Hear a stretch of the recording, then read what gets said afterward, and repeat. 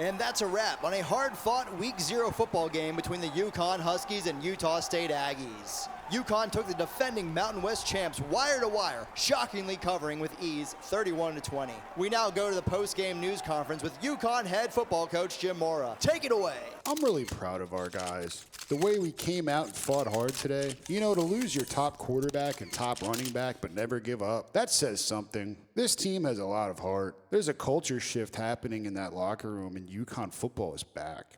Coach Mora, what would you say about the negativity surrounding the program, particularly that this team was, soft? Yeah, I just kind of chuckled to myself when I heard that crap all off season. Our running back had 190 yards on 20 carries, so who's the pussy now? What do you attribute that newfound toughness to, Coach Mora? Yeah, I actually outlawed our entire team from taking any liberal arts or feminist studies classes. In fact, I literally barred them from having any contact with anyone from the University of UConn. Students, faculty, even the woke mailman with the Ukraine stickers on his uniform. Fuck them. Fuck them all. Are you saying you're based, Coach Mora? I drink coffee out of my Ronald Reagan mug every morning while I do several hundred push-ups in my Gagston flag boxer briefs that can barely contain my Thor-like hammercock. So that's a yes? Listen, I literally live in fucking Idaho. I flew out like 20 members of my family here to Utah State. I know I coached at UCLA before this, but that's only because I got divorced, and LA is a 75% of the Brazzers roster. So if I wasn't plowing out actual porn stars that could suck a marble through a straw, I was banging UCLA Asian co-eds with vaginas tighter than $3 steak. What do you think of Goose and Salbaps? They faded you and your entire team and said, you suck giant dick. Yeah, fuck those fags. Listen, they made us the boss cock lock of the week, whatever that even means. But I think it's because I have a giant mandingo penis and I just peg them with it. And another thing, we can sue people for opinions in the state of Connecticut. So let's fucking sue them for being complete dumbasses and defrauding people of losing bets. Anything else you want the people to know, Coach Mora? Yeah, make that bread and butter them hoes. Oh yeah! I am the mongoose, but you can just call me Goose. I throw the pussy like Elway, but unlike John Elway, I do not have a Stanford degree, nor am I a raging alcoholic. And, much like Elton John, I'm a rocket man. But, unlike Elton John, I do not offer dudes $50,000 to have them jerk off in front of me, allegedly, nor do I suck cock. But according to various stops on the Atlantic City boardwalk, $20 is $20. But keep in mind that's also Atlantic City, where crackheads roam the city like it's Evil Dead, and the hookers have vaginas deeper than your weird aunt's Beanie Baby collection. To my right, the Teflon Don, taking haymakers to the grill like Rocky Balboa versus Clubber Lang in Rocky III. Getting thrown off the top of the Hell in a Cell in 1998 like Mick Foley, bloodied and bruised but still entertaining the masses. The Sicilian Sex Panther, everyone's favorite degenerate gambler, Salbaps. Week 0, huh? A little bit of a blue ball situation, huh? What do you think? I think got us all teased up. I think it was fucking mayhem the first weekend, and we're literally in the eye of the hurricane, and it's just about to get crazier. We are about to storm Normandy Beach. Absolutely. Now, shout out if you're looking on the various podcasts. I can't even fucking talk right now. Platforms. Shout out to Fiverr, the app Fiverr, Fiverr. No, of course they are not sponsoring us, but we do have to mention our sick kind of logo that you may be looking at this week. Now, frankly, Bin Laden's 13th wife designed it for literally, and I'm not making this shit up, literally $10. Now, I tipped her $12, but Salbaps, it kind of felt like slave labor, paying her that little. But I don't know, maybe joke's on us because the currency conversion rate probably came out to like $900. So she's literally dining on lobster rolls and champagne as we speak, and probably thinks we're losers. Yeah, she's richer than us now. Yeah. But shout out to her, and loving the new podcast cover there. It's good. I like it. Now, Salbaps, before we get started here, I do have to mention, you cannot fucking believe this. I went to the casino yesterday. I was loving some of the plays still on the board that I couldn't imagine that they hadn't changed when they should have. I split the zeros on the roulette wheel. Would you fucking believe it? I hit again. I can, because you're due. You're due for good fortune, dude. Like, I do believe it. Listen, if this is any indicator, you need to fucking tell me right now. This is your last chance. I agree. I've played the zeros in roulette 3 times in my life. All 3 times I've hit. Now, granted, I did split them each time, so I didn't go for the exact number, but still, who fucking cares? You're talking about 2 out of 38 odds. I played it 3 times, and I've hit all 3 fucking times. Salbaps, I've made a lot of money off splitting these zeros here. Take a wild guess. We're going to go into my picks from this weekend here in a minute, but take a wild guess how many parlays are on the table that I have right now. 10. Higher. 17. Higher. You're getting warmer, but keep going. How long were you at that kiosk? I put in some time. All right. They've stopped IDing me at the door. Let's put it that way. I have 30. 25. 30. Literally 30 parlays on the table. This is either going to be a giant I'm going to be just punching myself and crying into a pillow all weekend long, or you're literally witnessing history. You're witnessing stuff of epic, historic proportions. What the legends are made of. Literally, they will be making a movie, hopefully, that I'm writing in a couple years from now about this weekend. So we shall see. All your parlays are alive. Shout out, though, to the casino there, the redneck casino that it is, helping a brother out. Now, guys, before we get started here, I do have to mention it one more fucking time here. Leave a 5-star review. Write a sentence. I know you can do it, Unless you're from Arkansas, where literacy isn't everything, you can fucking write. I know you can do that much. It literally could be anything. It could be Goose's parlays are like Highlander. There can only be one. It could be Salbaps bets over here taking more shots than Paul Castellano or 2015 Mia Khalifa. Not that bad. We'll get into it. Could be Goose performed at my sister's bachelorette party and gave her crabs. Ooh, juicy. Just leave the 5-star review and some kind of actual written human review, because that's how the algorithms work on the various podcast platforms. So if you like our show and you want to help us, you want to defeat cancel culture, you want to defeat all the wokesters out there, that's an easy way to do it. Help us. And also follow us on Twitter @ButterandHose, Twitter @ButterandHose. Like I said before, we'll be going live in upcoming weeks if we get our followers up with any last-minute bets and injury updates on Saturday mornings. And here's the thing about that. I am a absolute sniper with live betting. Like, it's my thing. I am like Chris Kyle with the pointed mouse. It is true. It is true. I mean, sniper. He is the Sicilian sniper. So yes. Make sure you're on Twitter following us, and we do troll random fan bases. Sometimes we don't even fucking agree with what we're saying, but we just do it to troll them. So make sure you're following us @ButterandHose.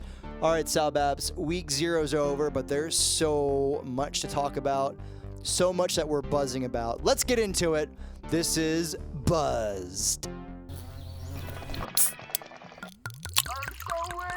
I know one thing though, pot is not like alcohol. Alcohol changes your mood sometimes. Like, go to a bar at happy hour and see some just happy motherfuckers there. See those guys going, hey, fuck you, my man. Hey, hey, listen to me. Listen to me, you piece of shit. Listen, you do not know shit about fuck, my man.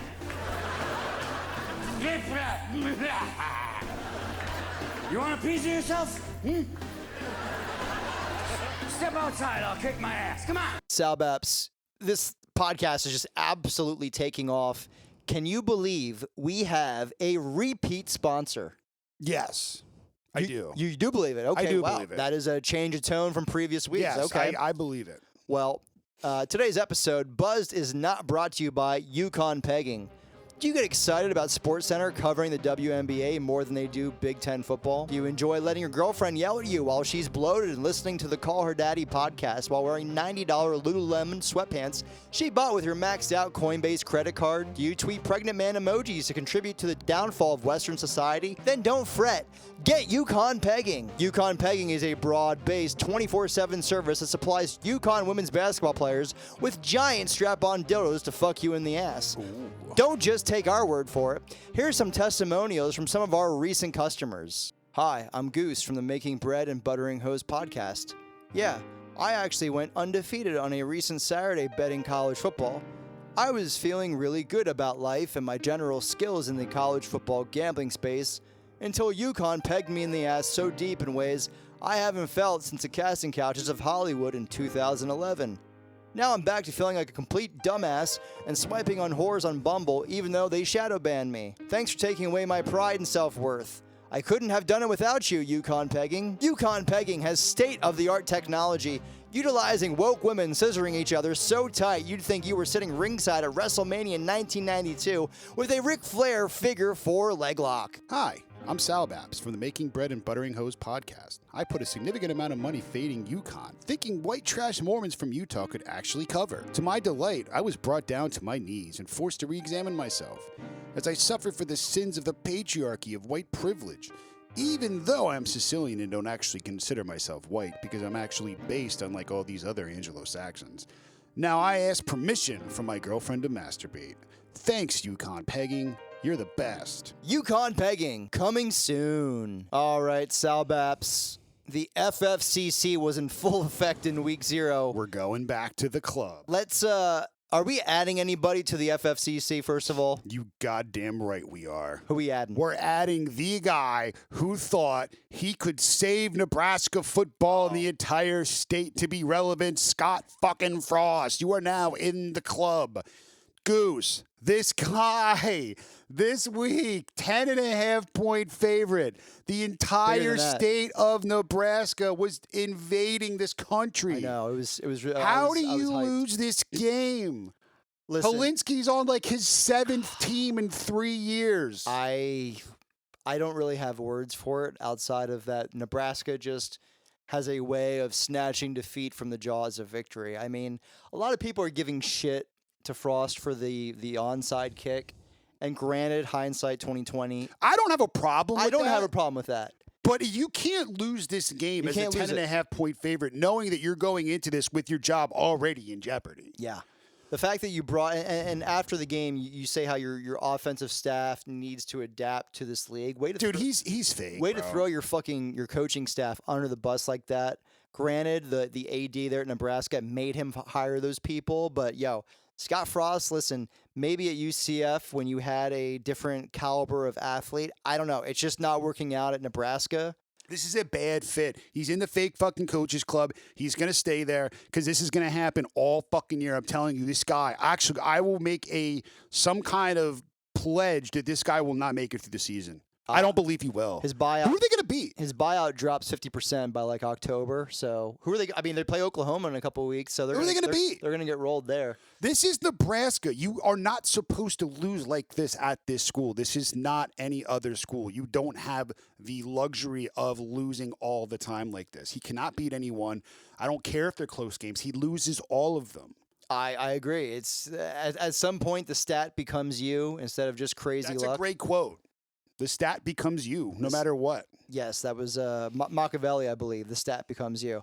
All right, so we got Scott Frost now. He's our 4th member of the fake fucking coaches club. To recap, I believe we have James Franklin, of course, Mike Loxley, Mac Brown is in, and we're doing a little checkup on him. Oh, okay. Give me an update. A little checkup on Mac Brown. We saw this weekend that they kind of struggled against Florida A&M. Kind of.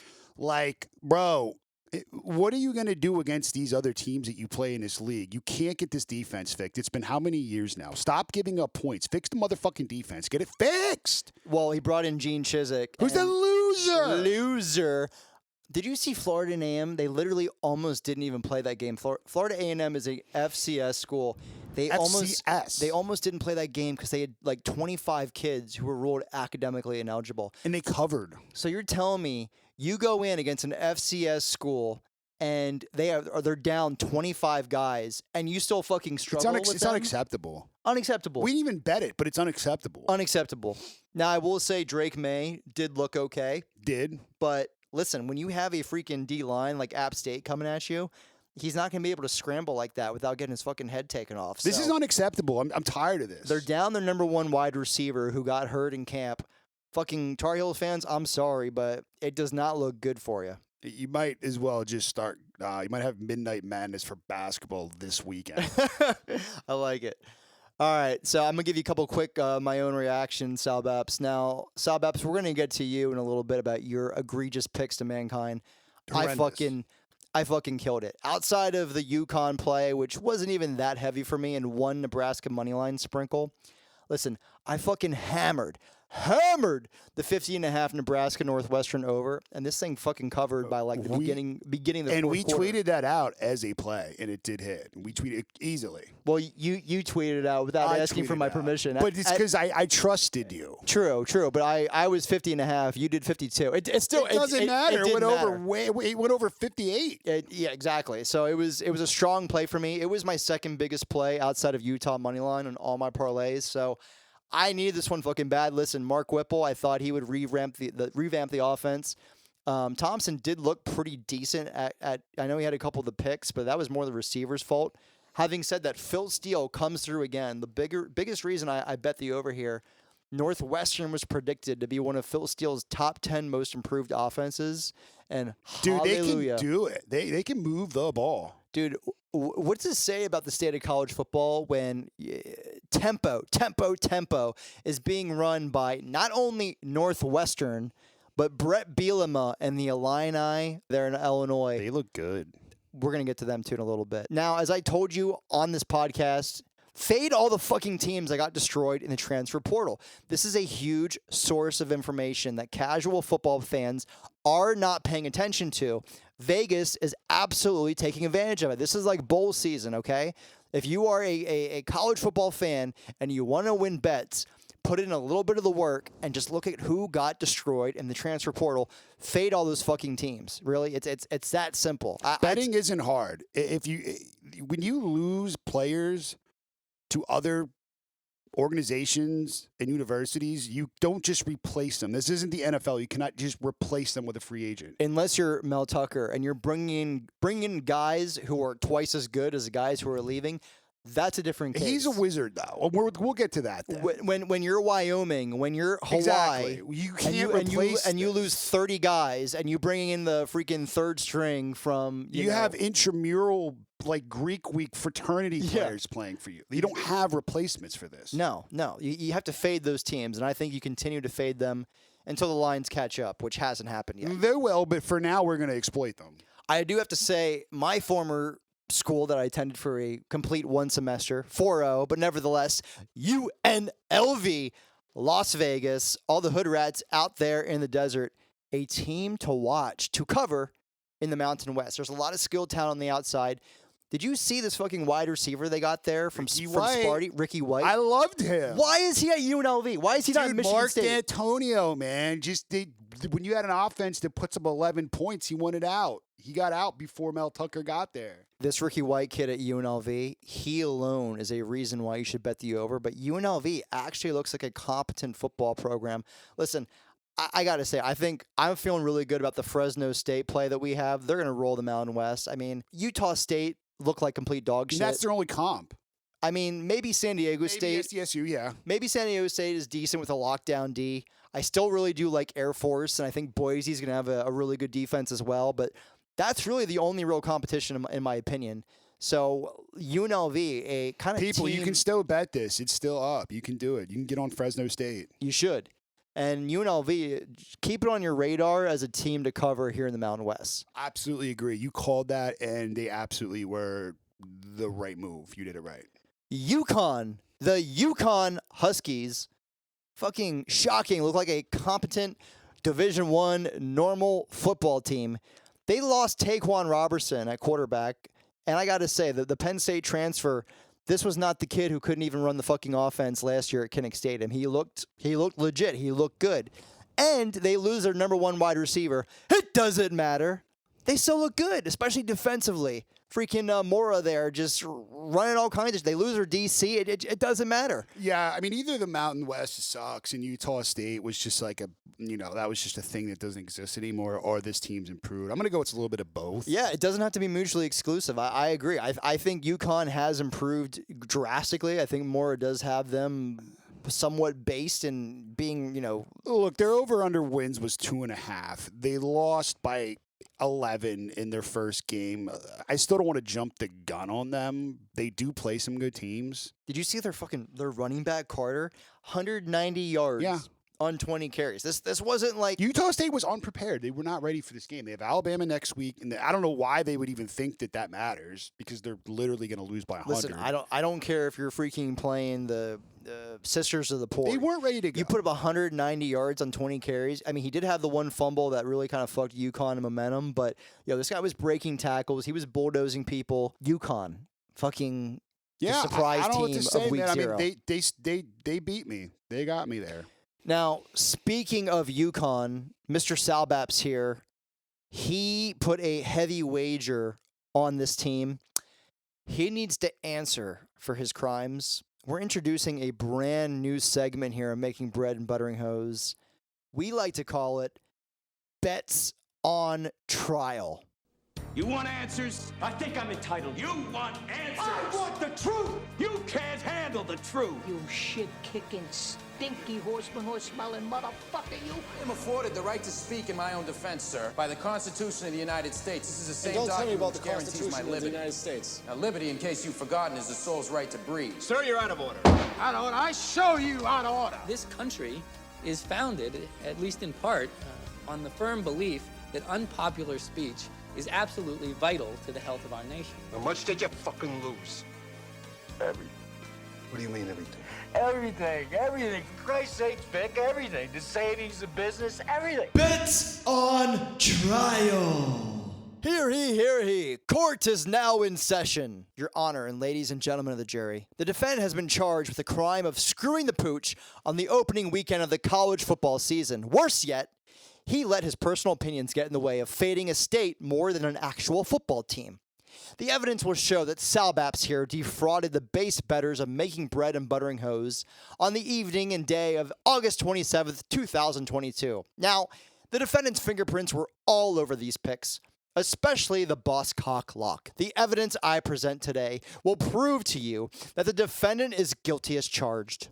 Men, women, non-binary communists from Chicago, please do not take this man serious. Mr. Salbaps, may I ask you what possibly possessed you to take a Hawaii team that had the transfer portal absolutely decimated, worse than any Vivid video starring Jenna Jameson from 1999, to actually think Timmy Chang, a wide receivers coach last year at the University of Nevada, Reno, could actually resurrect in Game 1 a football team that literally staged a mutiny against its former head coach last year? What were you thinking? Resurrection's a little harsh. Look, Hawaii last year was undefeated against the spread at home as an underdog. I was going off trends of what I had known.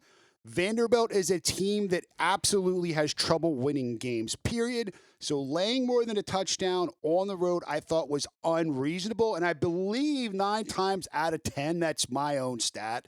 This doesn't work out this way. I was on the wrong side of it. What do you want? Oh, I see. It's the classic gotta bet Hawaii on the island argument. So, What if it is? 1999.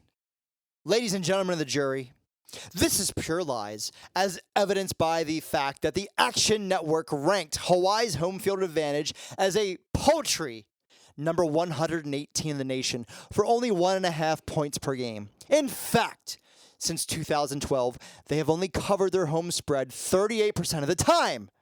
Furthermore, their former stadium, Aloha Stadium, was literally condemned. Their new home field seats exactly 10,000 people, half of which are drunk Polynesians eating poke bowls and spearfishing at halftime. I believe I did the right thing, Your Honor. This was a game that was late at night. Hawaii usually covers these games at night when no one's watching. They're on till about 2:30 in the fucking morning. No one can see it, and you wake up and see that you lose a bet. I've had success in the past with this. I don't care what anyone says. I don't care if you bet this and I've made you lose money. I'm going to do it again. I'm not afraid. Vanderbilt is not a program to lay more than a touchdown. I rest my case. Your Honor, please look at Exhibit B. Salbaps bet on an actual UConn football game, which is in of itself a questionable decision. He not only took Utah State minus 13.5 in the first half, but he also doubled down and took them at minus 28 for the whole game. The whole game. I did. He double dipped in a game that was clearly a trap, despite doing a weekly segment warning about such things. Worse yet, he made his co-host an accessory to this crime, convincing him to make the UConn game the boss cock lock, causing severe emotional distress and damages to his good name and wrecking several parlays. For that, I am sorry. But I will say this. I am not afraid to keep going against this team. Utah State did not care about this game. They had Alabama looming in the future. The focus was clearly on this as a warm-up game. They won by 11. It's not like UConn really was that great. I still believe fading them will be profitable. I am not going to back down from this, and I will continue to take first half wagers to cut down big lines. Final arguments, please. Your Honor, it's simple. Salbaps is guilty of defrauding the base bettors of making bread and buttering hoes. His head is clearly not in the game, as he is still in Major League Baseball and NBA Summer League mode. Do what you will with me. I am not afraid anymore. I will continue to bet fiercely like this and continue to take first halves of superior teams against inferior opponents. Fuck UConn and fuck everybody that hates on this wager. Take the loss like a man, and I will take my sentence like a man as well. The jury has spoken. Salbaps is guilty. For sentencing, he must read Phil Steele's season preview magazine for 25 hours and watch 5 whole seasons of feminist shows on Hulu where the lead female protagonist kills her husband. All right, Salbaps, fresh off the witness stand, you've watched Handmaid's Tale 39 times in a row. Yes. We've accepted you back onto the podcast. You have answered for your crimes, and you've done your time, your hard manual labor. I am a feminist now. You are a feminist now. Correct. You are literally, I'm looking at you with giant, curly, purple, pink hair, with your Ukraine sticker on you, BLM, and... Coexist on my bumper. Yes, and coexist on the bumper. So I think it's time for you to get back in the fold of things. I think it's time for It's a Trap.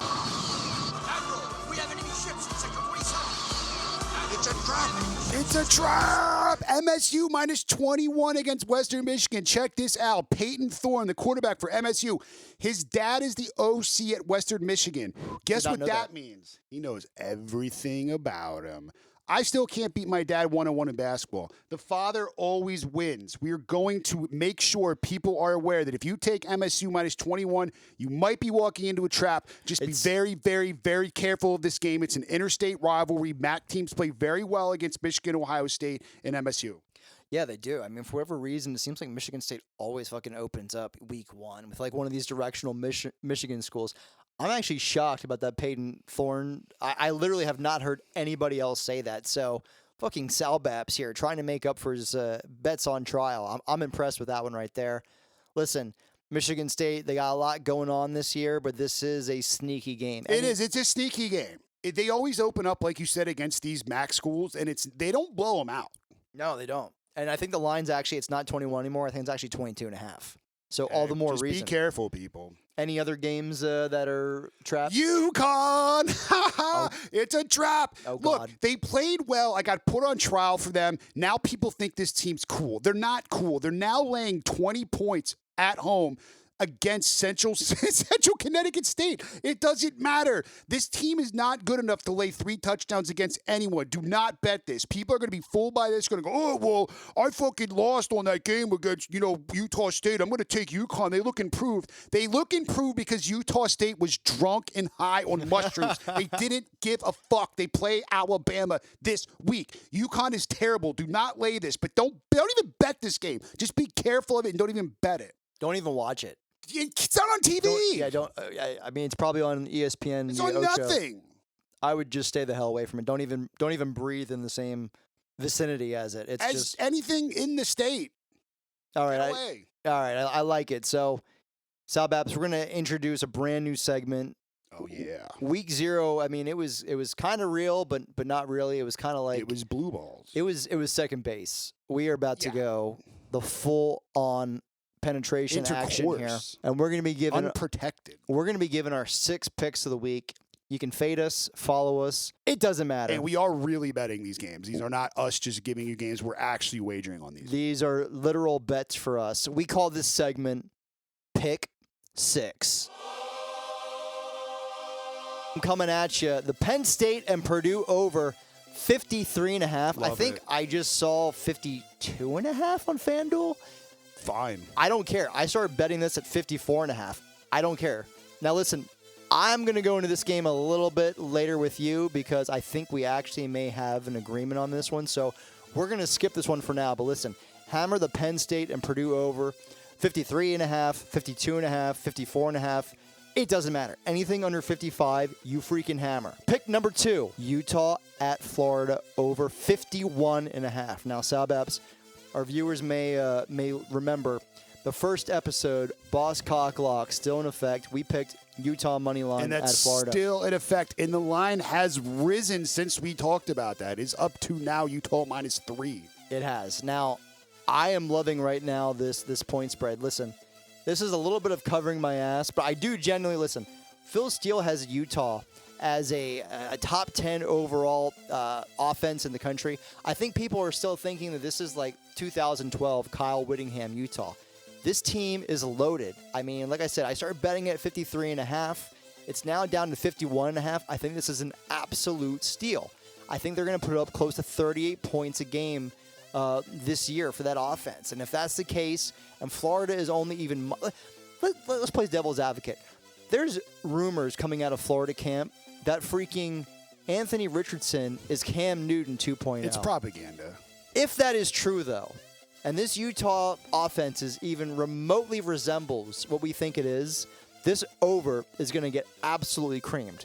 I will say, the one thing holding this back, thunderstorms are predicted, which could slow gameplay. And, you know, especially down there in Gainesville in the swamp, it could cause guys to cramp up. Typically, when there's a long weather delay, that's when the unders hit.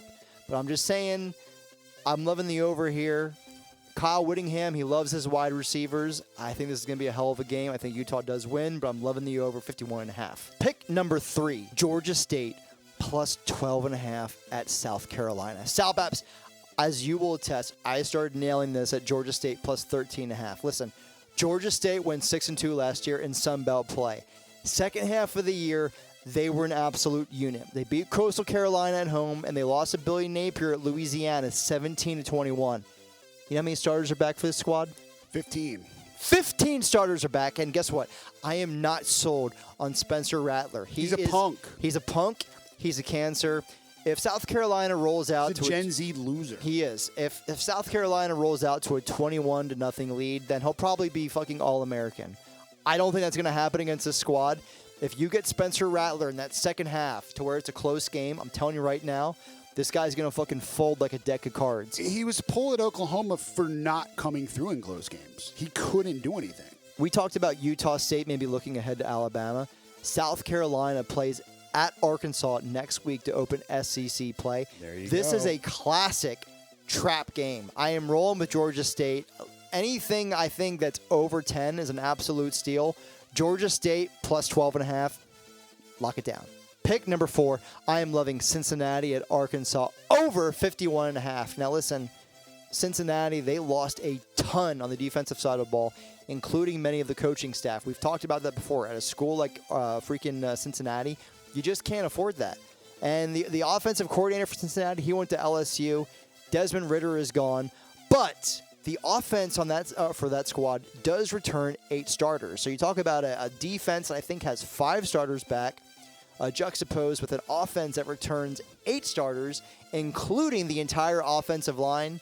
You throw in KJ Jefferson's back for Arkansas. Kendall Briles has a returning quarterback to work with for the first time in his entire career. Jadon Hazelwood, the transfer from Oklahoma. This dude's killing it in camp, and Sam Pittman believes they have answers to replace Treylon Burks. I think you add up all those factors, and this is another over that gets absolutely smoked. Now, I will say, defensive coordinator for Arkansas, Barry Odom, this dude's a fucking wizard.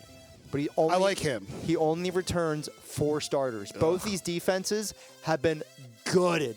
I think we're going to see fireworks in this one. Let me just say, remember a couple episodes ago, I said overs were going to hit in this week 1. You did. My rationale, though, was that they were going to hit because defensive holding was going to be a point of emphasis this year. And we saw none of it. We saw none of it in week 0. There was also, I watched every snap of Nebraska versus Northwestern. There was plays that pass interference should have been called, and it wasn't. So you add up all those factors. Listen, refs were swallowing their whistle week 0 for whatever reason. I do not believe that happens. You throw in the fact that, dude, the tackling was atrocious. All these kids now in all these camps, they just do thud. They don't tackle. So you talk about blown coverage, poor tackling, and I think you're going to see the referees start to really enforce pass interference. They're going to want high-scoring games for these networks. I'm telling you, overs are the play. So pick number 5, Arizona at San Diego State, over 47.5. Now listen to me. San Diego State unders have become like Ole Miss overs. It's profitable to fade them. Brady Hoke will not put up huge numbers, but they will not. They will get in the 20s with a solid overall football team. Now, the San Diego State defense is always nasty in the Mountain West, but people are sleeping on Arizona. Listen, Jaden DeLaura, the transfer QB from Washington State, this dude, I watched him a couple games last year, athletic as all hell, and he can throw on the run, which he's probably going to need to do against the San Diego State D-line, but he's quick enough to evade them. Now, UTEP looked bad against North Texas in week 0. You want to know why? Their star wide receiver, Jacob Cowing, he transferred to Arizona. He's a stud. He's going to light up even a really solid San Diego State defense. And Arizona also had the number 25 ranked overall recruiting class. The best of the group was a wide receiver ranked number 51 overall in the nation. Mark this name down, kids. Tatora McMillan. Tatora McMillan and Jacob Cowing are giving Arizona and Jaden DeLaura one of the most potent offensive skill groups in the entire Pac-12. You heard it here first. I am loving Arizona, San Diego State over 47.5. Pick number 6, Old Dominion plus 7.5 at home versus Virginia Tech. We've talked about this game a little bit before. We have. Let me just reiterate. Old Dominion won their last 5 games after starting off slow because the woke administration there made them sit out the entire 2020 season. It was basically them and UCONN and the Gavin Newsom United Nations School for the Poor. Now, the offense returns 10 starters. The offense returns, let me say it again, 10 starters, including quarterback Hayden Wolf and tight end Zach Kuntz. Now, this dude is a transfer from Penn State. He's a Central Pennsylvania legend. Literally, the dude is 6'8", cannot be stopped in the red zone. Now, he can't fucking block your 11-year-old sister, but who cares? It's offensive football in the year 2022. Tight ends don't need to block. They don't. Now, Virginia Tech was ravaged in the transfer portal. You want to talk about teams to fade from the transfer portal? This is one of them. And this just happened today. The starting tailback for Virginia Tech, Malachi Thomas, he's out. He's out of the game. It is confirmed he is not playing against Old Dominion. Ricky Ronnie has a schematic advantage in his old buddy Brent Pry, all their years at Penn State going against each other. Old Dominion fired their offensive coordinator in camp, but as we saw with UConn firing their defensive coordinator, who cares? Ronnie knows how to coach ball and put up huge points, especially now that he's away from fake fucking football coach James Franklin. I'm telling you, Old Dominion plus 7.5, lock it in. All right, Salbaps, let me hear your pick 6. All right, dude, we're going to start with Michigan first half, minus 15. Now, mind you, we are shooting this earlier in the week. These lines may change when you see them. Just throwing that out there. Yeah. I do like this a lot. We know Michigan has a quarterback competition going on, which means these guys have to fucking show up. We know Cade McNamara can do what he can do.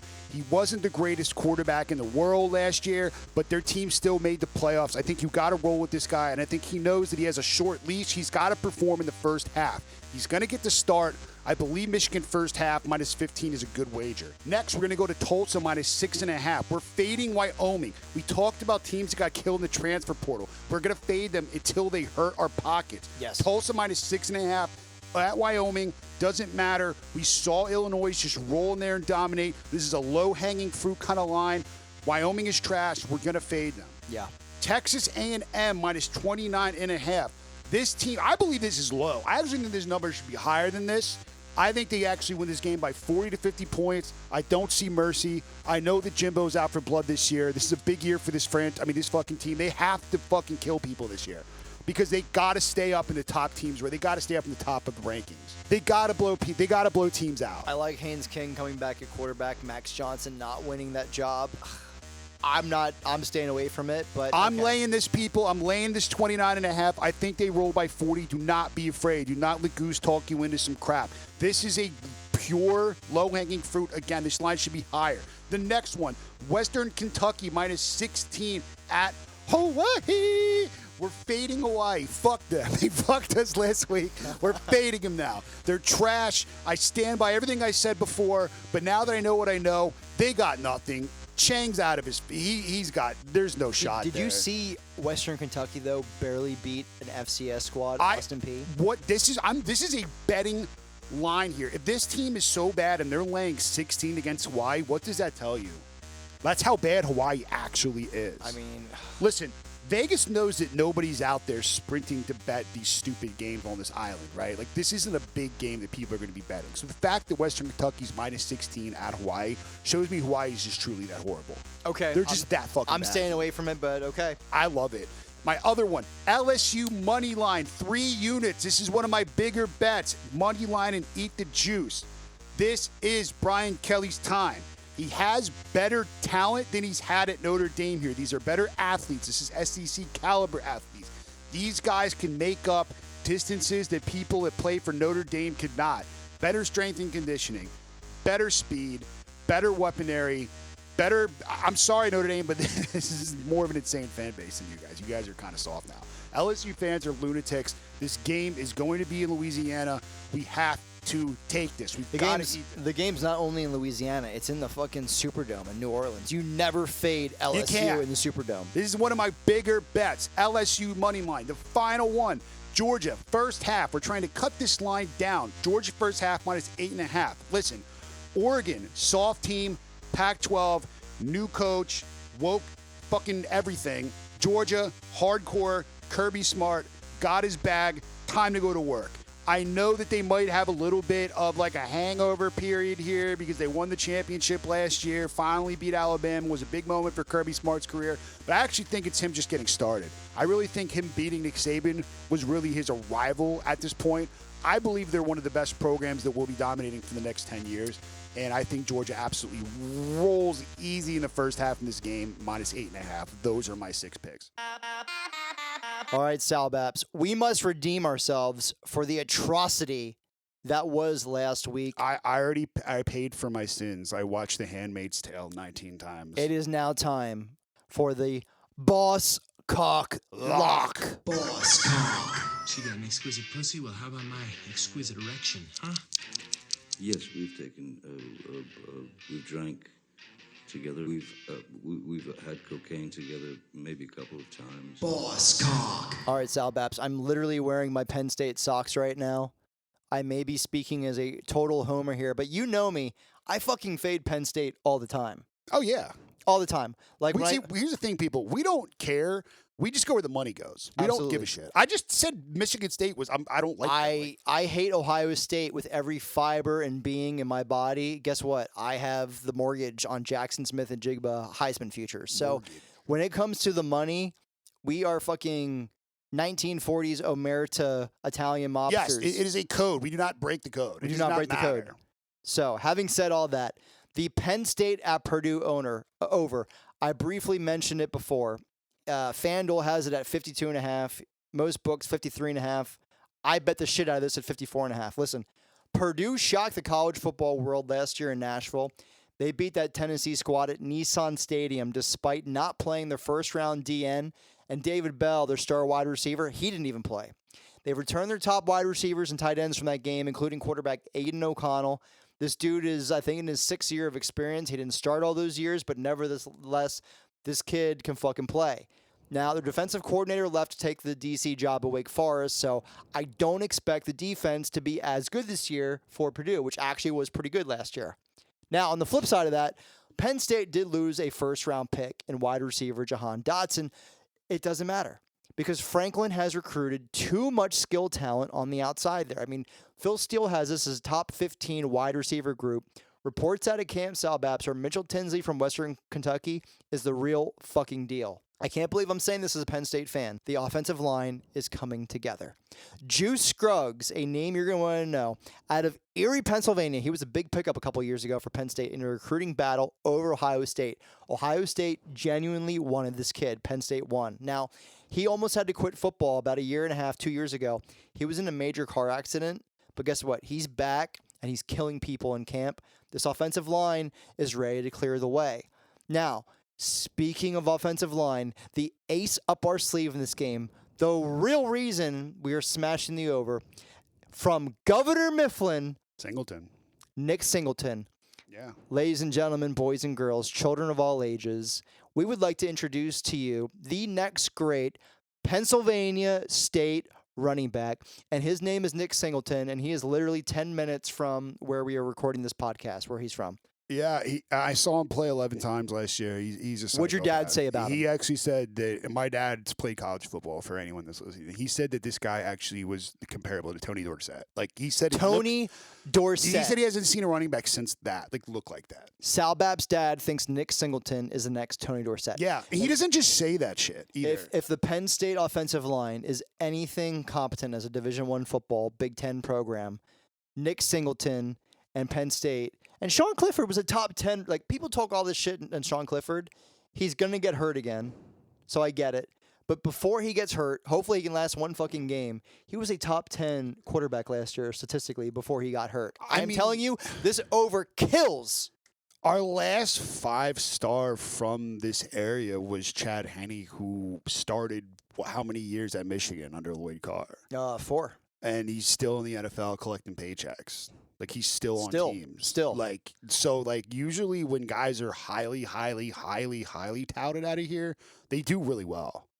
Yeah, I think, listen, the one drawback to this game, the Penn State secondary is legitimately... If Purdue can't score, this place fucked. Listen, this Penn State secondary is elite. It gives me some pause. Phil Steele has them rated as the number 4 overall secondary in the country. But, and this is huge with what we talked about with the refs. Holding.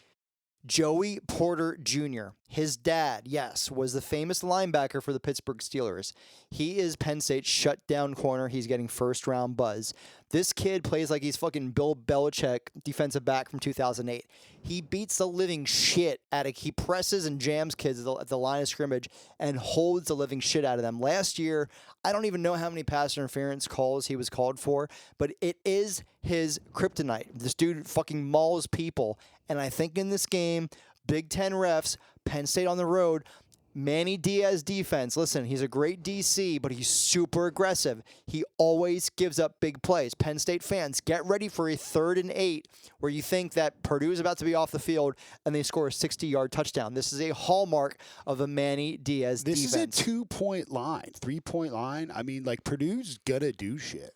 Like, there's got to be action in this game. I didn't make a single play on this game for Penn State money line or any kind of spread. From the very beginning, I said, because they're the Mad Hatter of upsets. They're the greatest. I mean, no one goes there and leaves alive. We'll see what happens. I do think Penn State can win this game. They beat Ohio. Didn't they roll Ohio State the one year? They did. I'm telling you. Rolled them. Listen, I love the over here. I think this game's going to be like 35-32. I agree. I love it. I'm on it. Boscock lock. Penn State over. If you can get it, 52.5, great. 53.5, fine. 54.5, still do it. Anything under 55, we are taking the over. Yeah. You know what time it is. Yeah. It's the Poontang Parlay. No, that's not how you say it. It's the Poontang Parlay.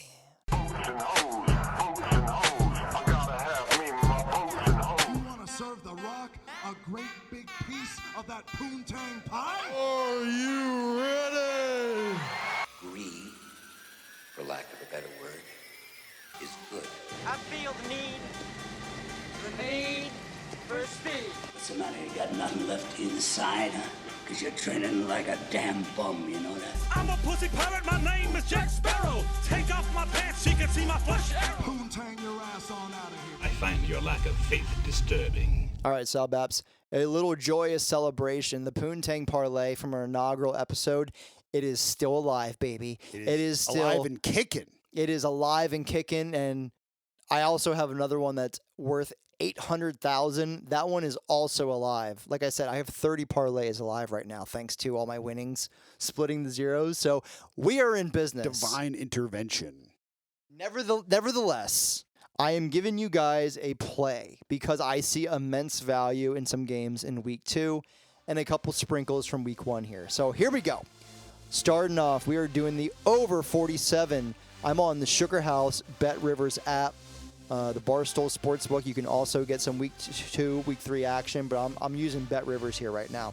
Over 47, Arizona at San Diego State. I am taking in week 2, Texas Tech minus 4.5. Houston is coming to Lubbock. That is a big line. I'm saying it. I told you several episodes ago, Texas Tech was my sneaky pick to win the Big 12. Vegas 4.5 against a top 25 team, Houston. They're saying there's something in the water there in Lubbock. We are taking Tech minus 4.5 in week 2. Also in week 2, Oklahoma State is minus 12.5. Arizona State, fake fucking football coach Herm Edwards and a team ravaged by the transfer portal comes to town there in Stillwater. We are taking Oklahoma State minus 12.5. USC travels to Palo Alto, and all the woke exec tech nerds. Listen, there's going to be 20 people in the stands there at Stanford. Lincoln Riley, USC, they mean business. I think this USC offense is going to be top 5 in the country. I'm taking USC minus 10.5. I wonder if Stanford just starts their own like trans league. They've already developed it in the metaverse. Ole Miss, this is a week 3 game. I start betting it at minus 10. It's up to minus 12.5. It's going to go higher. Ole Miss is going to Georgia Tech, who is horrible.